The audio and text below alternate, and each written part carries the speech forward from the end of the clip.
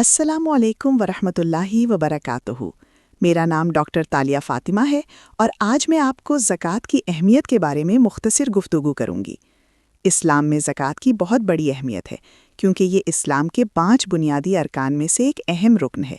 زکوٰۃ مال کو پاک کرتی ہے اور انسان کے دل سے لالچ اور خود غرضی کو ختم کرتی ہے۔ قرآن مجید میں اللہ تعالیٰ نے نماز کے ساتھ زکوٰۃ کا ذکر بار بار فرمایا ہے، جس سے اس کی اہمیت واضح ہوتی ہے۔ زکوٰۃ ادا کرنے سے معاشرے میں غریبوں اور ضرورت مندوں کی مدد ہوتی ہے اور معاشی توازن قائم رہتا ہے۔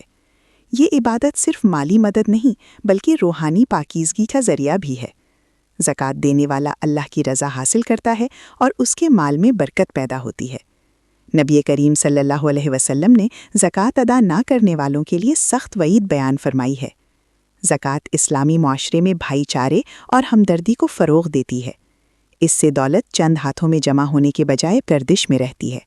لہٰذا ہر صاحب نصاب مسلمان پر فرض ہے کہ وہ خوش دلی کے ساتھ زکوٰۃ ادا کرے اور اپنے مال کو پاک کرے۔